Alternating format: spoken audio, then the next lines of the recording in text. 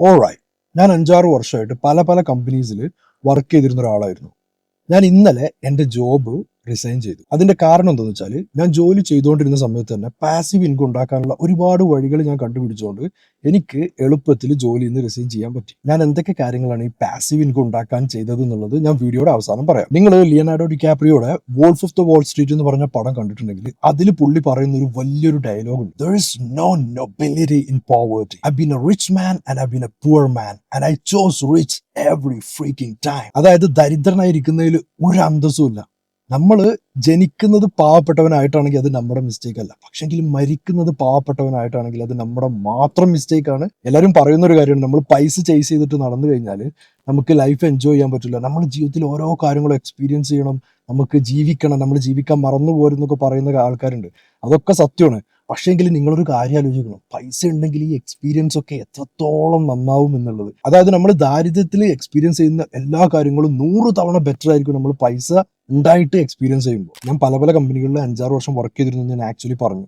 എനിക്ക് സത്യം പറഞ്ഞ ബോധോദയം ഉണ്ടായത് ഒരു 2 വർഷം മുമ്പാണ്. ഈ 2 വർഷം മുമ്പ് ഞാൻ എന്താ ചെയ്തിരുന്നതെന്ന് വെച്ചാൽ, രാവിലെ എൻ്റെ ഓഫീസ് ജോബ് അല്ലെങ്കിൽ എൻ്റെ ജോലിക്ക് ഞാൻ പോകും. അത് കഴിഞ്ഞതിന് ശേഷം വൈകുന്നേരം വന്നതിന് ശേഷം 1.5 മണിക്കൂർ 1 മണിക്കൂർ ജിമ്മിൽ പോകും. അത് കഴിഞ്ഞിട്ട് രാത്രി 11 മണി 12 മണി വരെ ഞാൻ എൻ്റെ സൈഡ് ഹസലിൽ എനിക്ക് കമ്പ്യൂട്ടറിൽ വെച്ചിട്ട് തന്നെ എനിക്ക് എന്തൊക്കെ രീതിയിൽ ഓൺലൈനിൽ ക്യാഷ് ഉണ്ടാക്കുക എന്നുള്ള പരിപാടികളാണ് ഞാൻ നോക്കിക്കൊണ്ടിരുന്നത്. ഞാൻ എൻ്റെ സെൽഫ് ഇംപ്രൂവ്മെന്റ് വീഡിയോസിലൊക്കെ പറയുന്ന ഒരു കാര്യമാണ് എല്ലാവരും 7 മണിക്കൂർ 8 മണിക്കൂർ ഉറങ്ങണമെന്നൊക്കെ. പക്ഷേ നിങ്ങൾ 20 വയസ്സിൻ്റെയും 30 വയസ്സിൻ്റെയും ഇടയിലുള്ള ആളാണെങ്കിൽ നിങ്ങൾക്ക് കുറച്ച് ഉറക്കൊളിച്ചെന്ന് വിചാരിച്ച് ഒന്നും സംഭവിക്കാൻ പോണില്ല.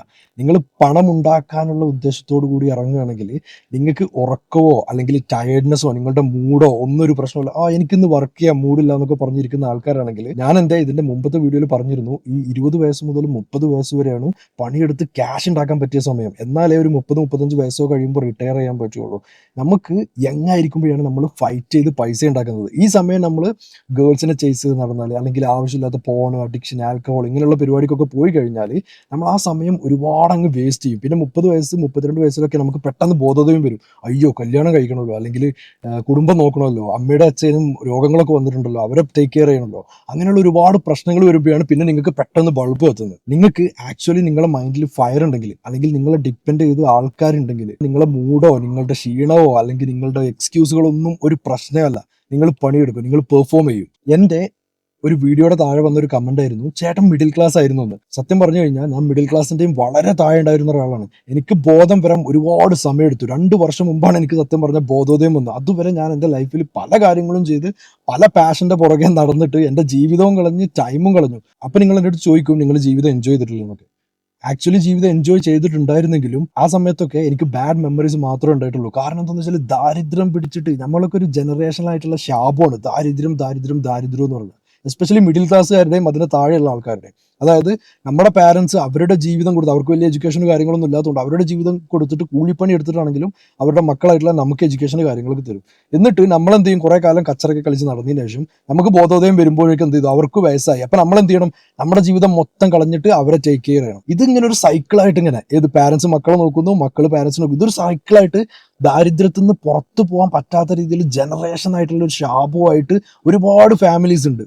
എൻ്റെ ഫാമിലിയും അങ്ങനെയുള്ള ഒരു ഫാമിലി ആയിരുന്നു. പക്ഷെ അതിനെ ഞാൻ എത്രയും പെട്ടെന്ന് കരകയറ്റാനുള്ള പരിപാടികളാണ് ഇപ്പൊ നോക്കുന്നത്. അപ്പൊ എൻ്റെ ചാനൽ ഫോളോ ചെയ്യുന്ന ആൾക്കാരാണെങ്കിൽ നമുക്ക് എങ്ങനെ ഒരുമിച്ച് ഈ ദാരിദ്ര്യവും പൈസ ഇല്ലായ്മയൊക്കെ ഫൈറ്റ് ചെയ്തിട്ട് അതേസമയം തന്നെ ഹെൽത്തും സെൽഫ് ഇംപ്രൂവ്മെന്റ് ആയിട്ടുള്ള കാര്യങ്ങളൊക്കെ ടേക്ക് കെയർ ചെയ്തിട്ട് എങ്ങനെ മുന്നോട്ട് പോകാന്നുള്ളത് അതിനെ പറ്റിയിട്ടായിരിക്കും ഞാൻ വീഡിയോസ് കൂടുതൽ ഇനി അപ്ലോഡ് ചെയ്യാൻ പോകുന്നത്. ഞാനിപ്പോൾ ഈ ജനറേഷൻ ആയിട്ടുള്ള ശാപത്തിന്റെ കാര്യം പറയില്ല. ഇതിപ്പോൾ നമ്മൾ ഇന്ത്യയിൽ മാത്രമല്ല കേട്ടോ, മൊത്തത്തിൽ ഏഷ്യയിലുള്ള ഒരു സ്ട്രക്ചർ ഇങ്ങനെയാണ് കിടക്കുന്നത് ഫാമിലീസിന്റെ ഒക്കെ. ഇപ്പൊ US ആണെങ്കിൽ ഒരു 10-20 വയസ്സ് കഴിഞ്ഞ് കഴിഞ്ഞാൽ കോളേജ് എഡ്യൂക്കേഷൻ ചില ആൾക്കാർ കൊടുക്കും, അല്ലെങ്കിൽ കൊടുത്തിട്ടില്ലെങ്കിലും വീട്ടിൽ നിന്ന് മക്കളെ കിക്ക് ഔട്ട് ചെയ്തിട്ട് അവരോട് പറയും, നിങ്ങൾ സ്വയം പ്രാപ്തി വന്നിട്ട് നിങ്ങളുടെ കാര്യങ്ങളൊക്കെ ടേക്ക് കെയർ ചെയ്യുക, അല്ലെങ്കിൽ നിങ്ങളുടെ കോളേജിലെ ഫീസ് കാര്യങ്ങളൊക്കെ നിങ്ങൾ അടക്കുക, നിങ്ങൾ ജോലി കണ്ടുപിടിച്ചിട്ട് നിങ്ങളൊരു കുടുംബം കെട്ടിപ്പടുക്കുക എന്നുള്ളതൊക്കെ പറഞ്ഞിട്ട് അവരെ കിക്ക് ഔട്ട് ചെയ്യുക വീട്ടിൽ നിന്ന്. നമ്മുടെ നാട്ടുകാരൊക്കെ ഒരു 30 വയസ്സായാലും 35 വയസ്സായാലും വീട്ടിൽ ഒരു പണിയില്ലാണ്ട് വീട്ടുകാരെ ഡിപ്പെൻഡ് ചെയ്ത് ജീവിക്കുന്ന ഒരുപാട് ആൾക്കാരുണ്ട്.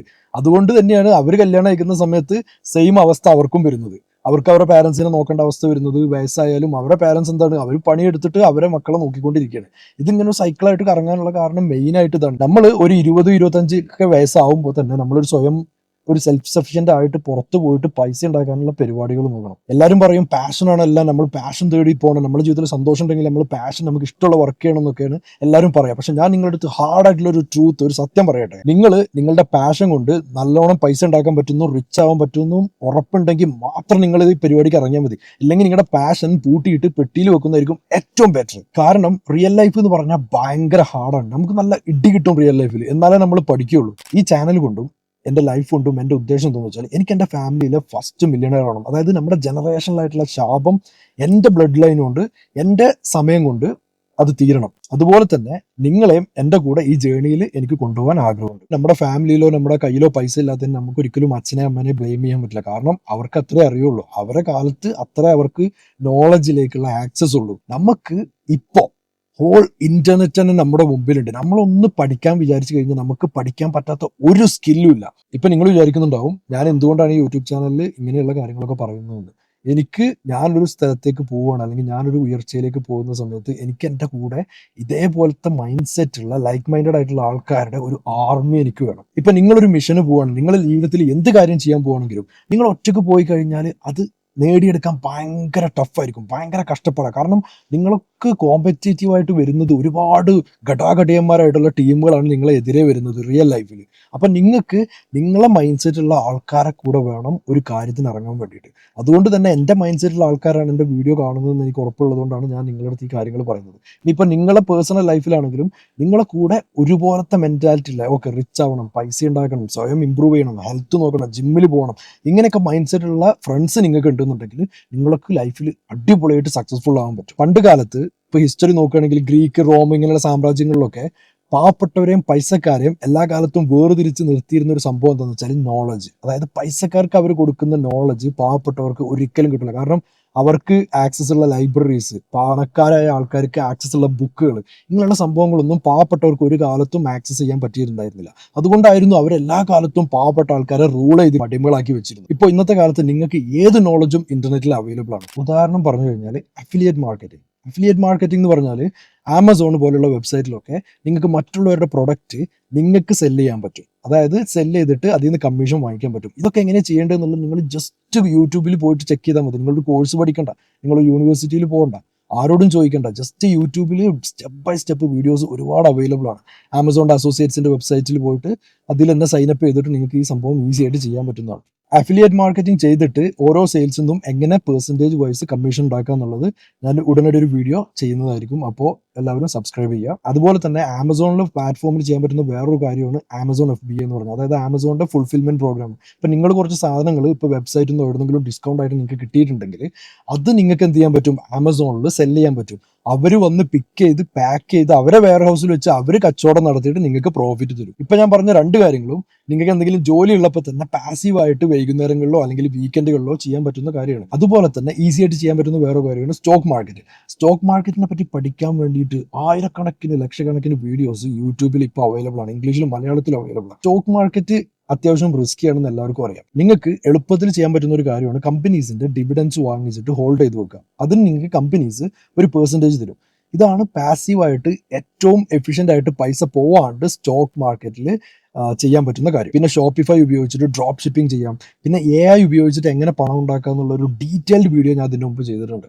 അത് നിങ്ങൾ പോയിട്ട് കാണാം. ഞാനിപ്പോൾ പറഞ്ഞ കാര്യങ്ങൾ മാത്രമല്ല, നിങ്ങൾക്ക് യൂട്യൂബിൽ നിന്ന് എന്ത് വേണമെങ്കിലും പഠിക്കാൻ പറ്റും. അതായത് കോഡിങ് പഠിക്കാം, നിങ്ങൾക്ക് സോഫ്റ്റ്വെയർ എഞ്ചിനീയറിംഗ് പഠിക്കണോ, നിങ്ങൾക്ക് അനിമേഷൻ പഠിക്കണോ, എന്താണോ നിങ്ങൾക്ക് പഠിക്കാൻ താല്പര്യം അതെല്ലാം നിങ്ങൾക്ക് യൂട്യൂബിൽ നിന്ന് പഠിക്കാൻ പറ്റുന്നതാണ്. എൻ്റെ കൂടെ പണ്ട് വർക്ക് ചെയ്തിരുന്ന നമ്മുടെ ഒരു ഫ്രണ്ട് ഉണ്ടായിരുന്നു. നമ്മളെല്ലാവരും പല പല വീഡിയോസും പല പല കാര്യങ്ങളൊക്കെ ചെയ്തിട്ട് വീക്കെൻഡൊക്കെ എൻജോയ് ചെയ്ത് നടക്കുന്ന സമയത്ത് അളിയൻ ചെയ്തിരുന്ന കാര്യം എന്താണെന്ന് വെച്ചാൽ അനിമേഷൻ പഠിക്കായിരുന്നു. അതായത് യൂട്യൂബ് നോക്കിയിട്ട് വലിയ ചിലവില്ലാണ്ട് എങ്ങനെ CGI, VFX, അനിമേഷൻ ഇതൊക്കെ പഠിക്കാനായിരുന്നു ആൾ നോക്കിയിരുന്നത്. ബ്ലെൻഡർ എന്ന് പറഞ്ഞിട്ടുള്ള ഒരു ഫ്രീ സോഫ്റ്റ്വെയർ ഉണ്ട്. ഈ സോഫ്റ്റ്വെയർ ഉപയോഗിച്ചിട്ടാണ് അവൻ വിൻഡോസിന്റെ സാധാരണ ലാപ്ടോപ്പിൽ തുടങ്ങിയിട്ട് പിന്നെ നല്ല ലാപ്ടോപ്പ് കാര്യങ്ങളൊക്കെ വാങ്ങിച്ചിട്ട് അളിയൻ ഇപ്പോൾ വർക്ക് ചെയ്യുന്നത് ഡിസ്നിയിലാണ്. അവൻ്റെ അടുത്ത് സർട്ടിഫിക്കറ്റോ അവൻ്റെ ക്വാളിഫിക്കേഷനോ കോളേജിൽ പോയെന്നോ അല്ലെങ്കിൽ ഡിഗ്രി ഏതാന്നോ ഒന്നും ചോദിച്ചിട്ടില്ല.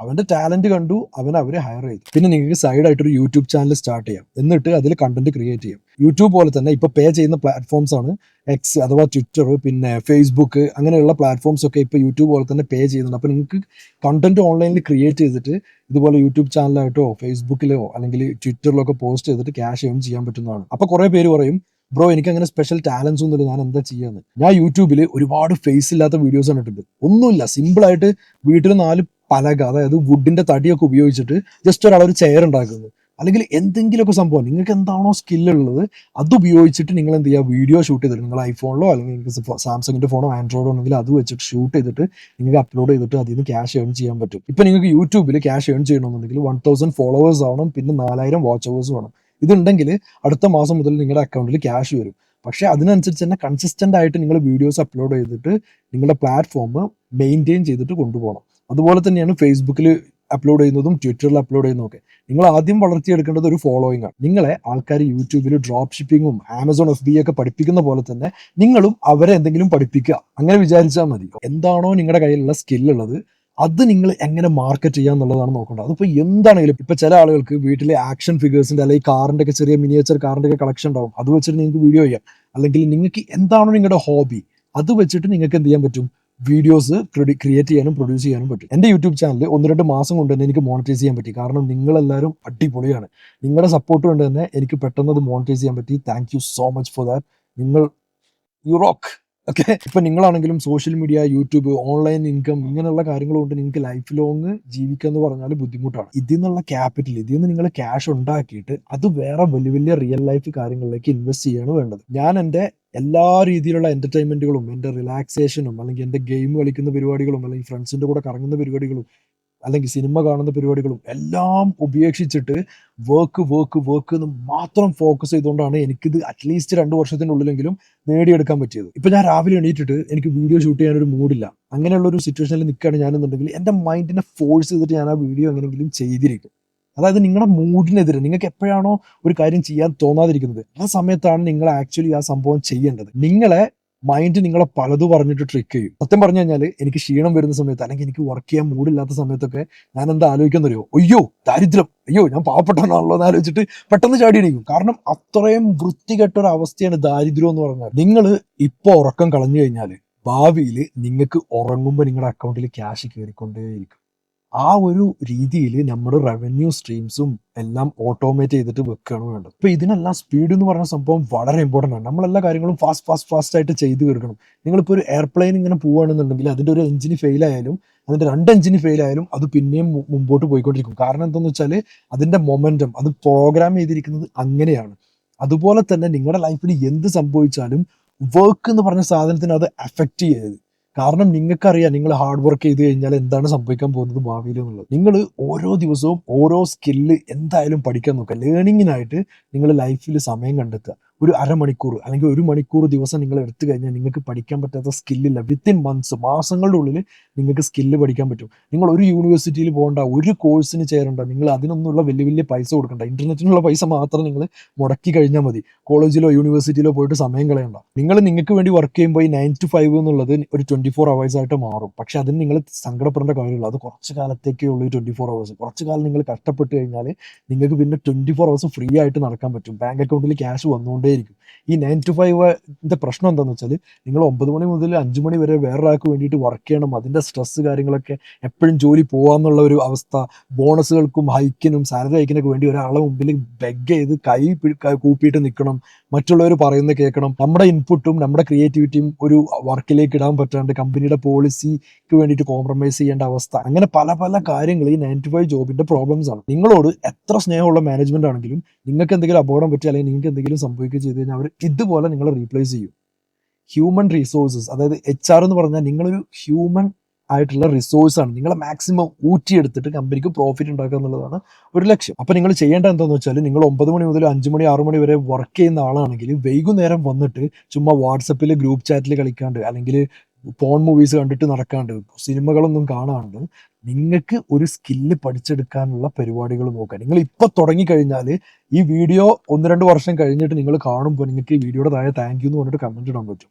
അതുകൊണ്ട് ഇന്ന് നിങ്ങളൊരു സ്കില്ല് പഠിക്കാൻ നോക്കുക. ഓൺലൈനിൽ എന്താണോ നിങ്ങളുടെ ടാലന്റ്, എന്തിലാണോ നിങ്ങൾക്ക് മാക്സിമം പൈസ ഉണ്ടാക്കാൻ പറ്റുമെന്ന് തോന്നുന്നത് അതിനുമായിട്ട് ബന്ധപ്പെട്ട സ്കില്ല് പഠിക്കാൻ പോവുക. നിങ്ങളുടെ സ്കില്ലിൽ നിങ്ങളൊരു മാസ്റ്റർ ആവുക. നിങ്ങളായിരിക്കണം ഫൈനൽ ബോസ്. ട്രാവൽ ചെയ്ത് കുറച്ച് പൈസയൊക്കെ മുടക്കി പല പല സ്ഥലങ്ങളിലൊക്കെ പോയി തുടങ്ങിയപ്പോൾ എനിക്ക് മനസ്സിലായ കാര്യം തരുമോ, നമുക്ക് തൊടാൻ പോലും പറ്റാത്ത, അല്ലെങ്കിൽ നമുക്ക് എത്തിപ്പെടാൻ പറ്റാത്ത ഒരു വലിയൊരു ലോകം, നമുക്ക് ആക്സസ് ചെയ്യാൻ പറ്റുന്ന ഒരു ലോകം അവിടെ ഉണ്ട്.